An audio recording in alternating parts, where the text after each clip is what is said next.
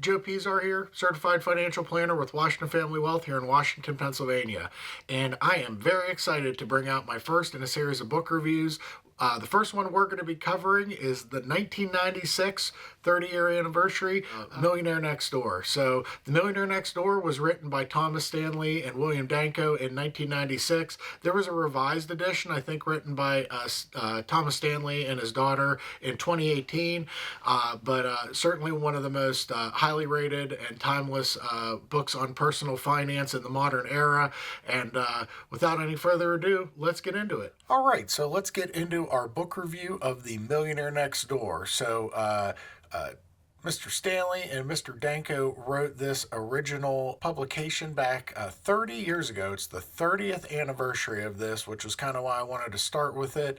There has been a newer version that came out in 2018 written by Tom Stanley and I believe his daughter, and it's a little more behavioral in nature, but we certainly get into habits and behavioral finance in this one. So real quick disclosure, I just wanted to make sure that we were clear that this is not financial, tax, or legal advice. This is just my opinion and a book review of The Millionaire Next Door, and I certainly encourage everybody to pick up their own copy. Read it every couple of years. It's a good reminder of some great habits that, will build wealth over time. Certainly just wanted to, just do a book review of one of my favorite financial books that I've ever had. So, all right, without any further ado, let's get into The Millionaire Next Door. Okay, so how did they research the book? So the authors didn't interview the rich and famous or watch tabloid news. They surveyed actual millionaires for this book, and in fact, thousands of them, by looking at and confirming their tax returns, their financial records, and detailed questionnaires. They were able to get a vibe for how and who the real millionaires in this country were in 1996. They weren't trying to find out who looked rich. They wanted to know who was actually wealthy, I guess, and why. They focused on measurable behaviors like lifestyles, not lifestyles, of the rich that you see on TV. So I wanted to share a real world example and just something that I've seen over, and this will be my 20th year in practice. So interestingly enough, I've gotten to see quite a few or look at quite a few households, and it's always been impressive to me to see how much when I go into a modest family's house, how often their net worths are much higher than those that have, let's say, a lot of show in their lifestyle. And there are quite a few. We're in southwestern Pennsylvania here. There's quite a few millionaires next door around our area. And it's always interesting to see how, those families that one would think are more modest in lifestyle have much more in net worth to show for it. So no judging or anything like that, but it's always interesting to me to see. All right, so before we unpack the framework, let's take a look at the world today, or the world today versus 1996. So in 1996, total taxable household income for the average millionaire was around 131,000, and with that average net worth, their average net worth being 3.7 million, and adjusted for inflation, that 131,000 in 1996 would be roughly $250,000 in household income in 2025. So while the incomes and asset values have shifted over the years, the behaviors the authors identified remain surprisingly consistent today. Discipline, planning, and habits matter way more than your headline earnings. All right, so what are 7 common traits of the millionaire next door? The authors identified 7 factors for nearly all the millionaires they surveyed. 1, they live well below their means. This is going to come up again and again throughout the book, and I definitely think it's the key to their net worth being higher than others. Very, very few of them live extravagant lifestyles. They allocate their time, energy, and money efficiently, and they allocate it toward ways that are going to build their net worth.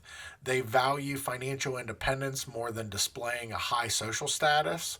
Their parents did not provide economic outpatient care. We're going to cover what that is a little bit later, one of the key topics of the book. Their adult children are economically self-sufficient. They are good at targeting market opportunities, whether that be in their profession or outside in their outside investments, often in areas that other people would commonly overlook. And then lastly, they choose occupations that are conducive to accumulating wealth. We're going to have a whole slide on that, and I think it's pretty interesting how they choose their occupations and what occupations they find themselves in most commonly. All right, you may have heard this turn of phrase before, but big hat, no cattle, and it's the portrait of a real millionaire. So millionaires next door are not big hat, no cattle. Those are people that look wealthy. They have big houses, flashy cars, designer clothes, but they have no net worth to support that lifestyle or to back it up. By contrast, the millionaire next door in 1996 was, on average, a 57-year-old male, married for a long time with 2 to 3 children. They earned about 70 to 80% of the household income, and roughly 2/3 or 66% of them were self-employed versus about 20% of the overall U.S. workforce. And they often ran what we would, many would consider boring businesses, tradespeople, a plumbing business, a wholesale distribution business, specialty service, professional service, businesses with stable cash flow, but not a lot of glamour associated with them. I loved the chapter on this. They drive modest cars, often used cars, almost always paid for in cash, and their spouses were meticulous budgeters.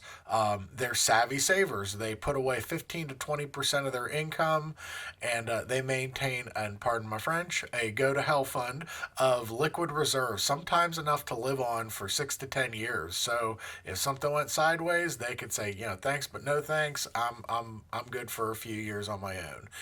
They rarely wear expensive clothing, and they're more likely to buy something that's quality that would last than to buy something what costs the most. So they're big cattle, small hat, I guess you would put it. So interesting turn of phrase, and we'll get more into it.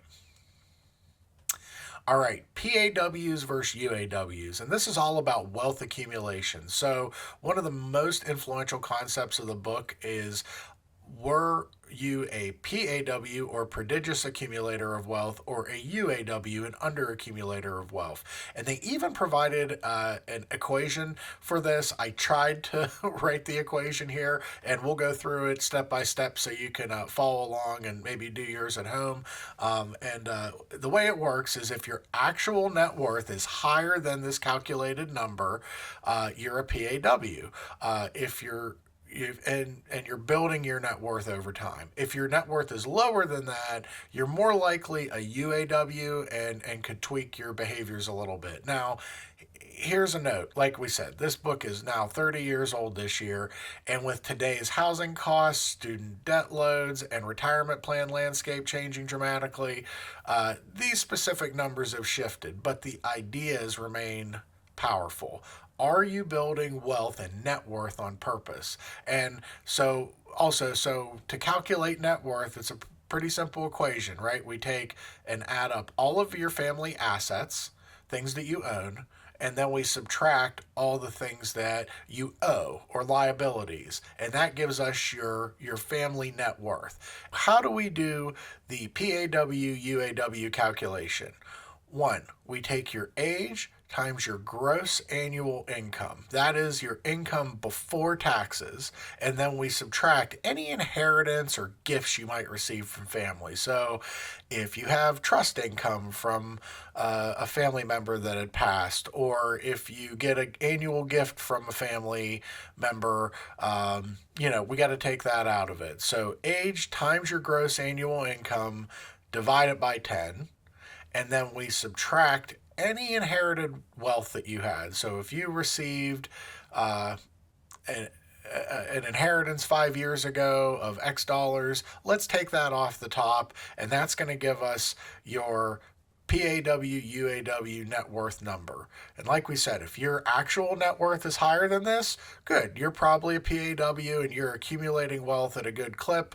And if not, you're probably a UAW, and we can tweak your behavior a little bit here, so we can start tracking it. Now, in the modern sense, the way I would look at this is if you track your net worth over time, so take your net worth over the past 5 or so years, depending whether you're in retirement or not, are we accumulating net worth still or are we not? And, if you're in retirement, that can be a little bit different of a question because, right, we're distributing assets as opposed to accumulating them. So, anyway, and if you need help with this, we'd be happy to help you with this. This is something we track with the folks we work with. All right, frugality and the family background. So, the authors also found that the wealthy usually answered yes to these questions. Were your parents frugal? Are you frugal? And I love this one. Is your spouse even more frugal than you are? Most operate on a budget, which, how much they spend on food and shelter and transportation and all that good stuff. And they have a clear set of financial goals. So they don't just have some long-term goals. They have daily, monthly, annual, and lifetime financial goals. And this is striking because they spend nearly twice as much time planning their financial future as a UAW does. So the PAWs are typically answering yes to those questions, keep a budget, and set, short and long-term financial goals. If you need help with setting a budget, we have budget sheets on our website at WashingtonFamilyWealth.com. You can download the PDF that'll populate and add it up for you, or you can just download the printable version and print it out and do it at your write it down on the kitchen table type of thing. Well, I would also say a lot of folks, banking institutions have tools that help you do budgeting, and we do as well. So if you want some of those more proactive budget tools or want some help with it, just let us know. All right, UAWs and keeping up with the Joneses. So some of the folks that were UAWs, they simply fell into lifestyle inflation. So where as their income grows, their lifestyle need grows. So their income goes to showing, not growing.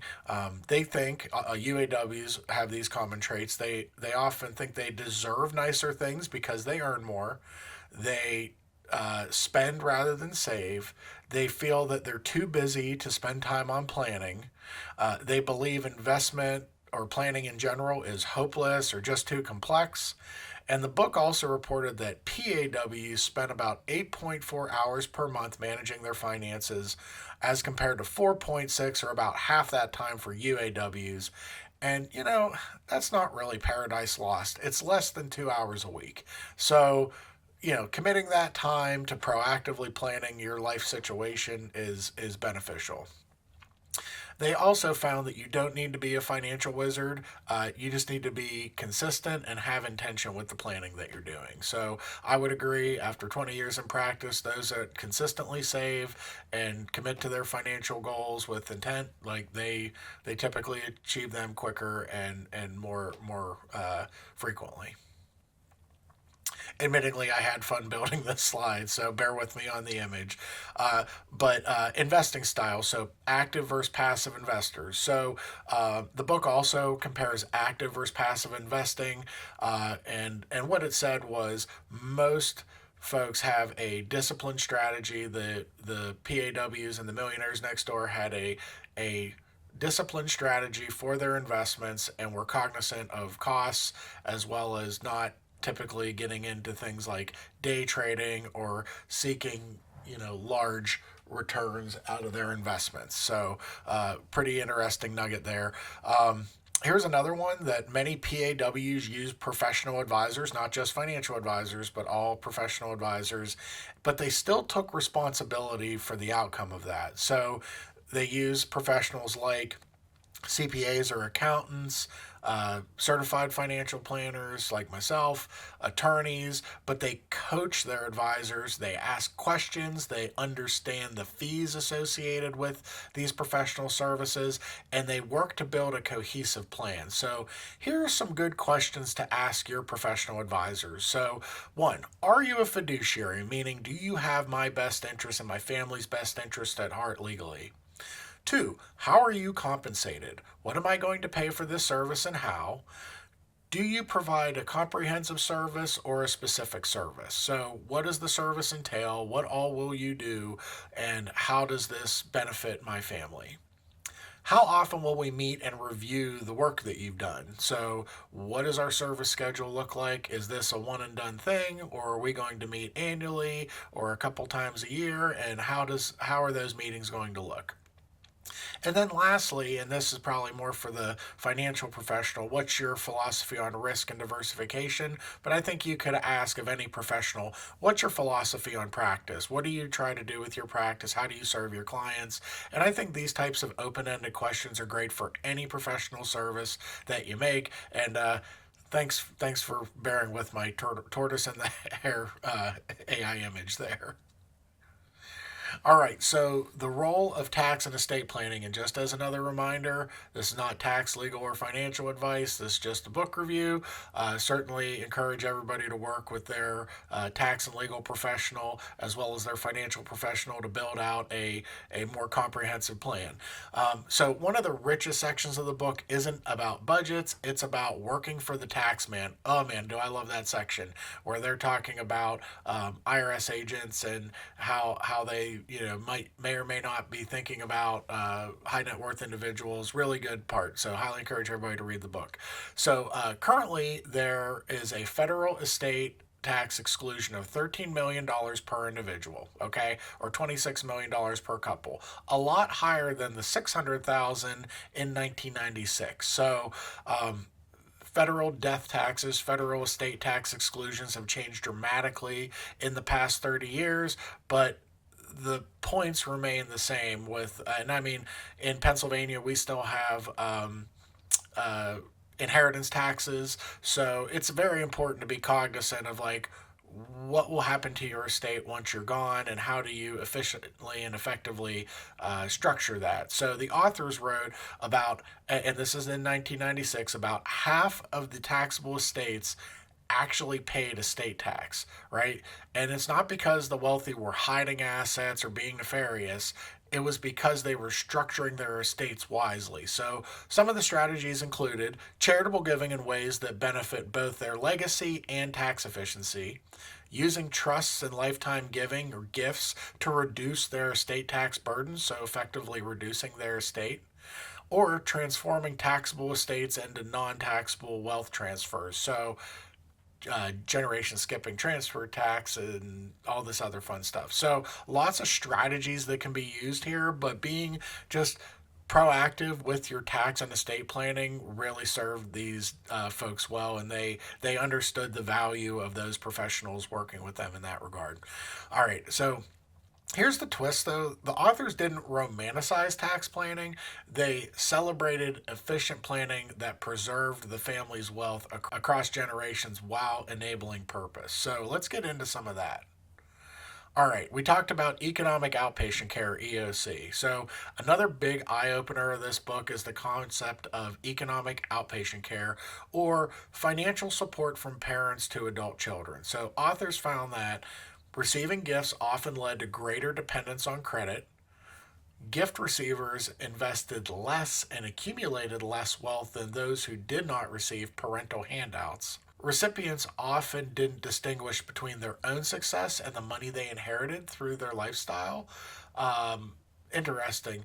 Now, they did say, in the book that the parents that were millionaires next door often invested in their child's education. They valued education and would invest in that, but it wouldn't be a stream of income that went to that child, even if they were of means. Millionaire next door parents didn't spoil their kids, they prepared their kids. Very important difference there. All right, and these are some of my favorites. I know everything's my favorite, but these were some of my favorites as well from the book. So, rules for affluent parents that really resonate. So, let's go through these. Never tell your children you're wealthy. Teach discipline and frugality. Let them achieve before knowing your net worth. Minimize talk about inheritance. Don't use gifts to negotiate their behavior. Stay out of your children's family matters. Never compete with your children. Remember, each child is an individual. Praise achievements, not possessions. And finally, teach that many things are more valuable than money. And I couldn't agree more with all of those, whether a parent or an aunt or an uncle or whatever mentorship role you have in a kid's life. I think all of those are really great ideas there. And right, these rules are not about deprivation, they're lessons about purposeful empowerment of those kids. All right, finally, we're going to cover choosing the right occupation. So the book concludes by looking at career choices. The Millionaire Next Door tended to choose occupation that led to surplus income. They avoided professions that burn earnings through status spending. So there's a part of that occupation that would inherently guide that person into status spending. What do we mean by status spending? So, a profession that requires you to have designer attire to participate. A profession that required you to have elite membership or high organizational dues. A profession that required you to have a luxury home in a particular neighborhood to entertain or have luxury vehicles to show your status to people in your profession, or a profession that required you to have large marketing costs. And lastly, a profession that had high-end entertainment or events that you had to attend. So I could think of a lot of different professions where that could be a slippery slope with some of these things, but for those considering their career choices, certainly something to consider. And lastly, the most successful accumulators identified niches where their skill set and the market demand intersected, and they exploited that gap with discipline. So really, really interesting. If you know somebody getting out into the career field, I think these are really good rules to live by as you choose your career. All right. Lastly, in conclusion, wealth is mostly habitual. It's not a lifestyle show. The Millionaire Next Door isn't dated after 30 years, in my opinion, because the behaviors it highlights are timeless. Let's go over them. Live below your means. Plan your financial future. Invest wisely. Build wealth over time and not appearance. And lastly, teach the next generation to stand, not to lean. So, after 3 decades, these lessons, backed by their research, they're not just financial, they're behavioral, and I would add they're timeless. So thanks for joining me. Stay curious, stay purposeful, and most of all, let's be intentional with our wealth. I'm going to go back to the talking head, and we'll wrap it up here. All right, so that's it. The Millionaire Next Door from 1996. I think that it holds a lot of water. I know some of the numbers have probably changed, but the ideas around wealth and building wealth and raising your kids and all that good stuff, I think have remained pretty darn true. So I really appreciate everybody tuning in to watch this. If you have some feedback for us, good, bad, or indifferent, would love to hear it. And if you have some ideas for upcoming book reviews, we'd love to hear about your favorite personal finance books, but have a couple on the till ready to go. And certainly appreciate everybody tuning into this. If you liked it, share it with a friend or colleague, and we appreciate everybody's support. So I'm Joe Piszczor, Certified Financial Planner with Washington Family Wealth here in Washington, Pennsylvania, and we'll see you next time. Bye.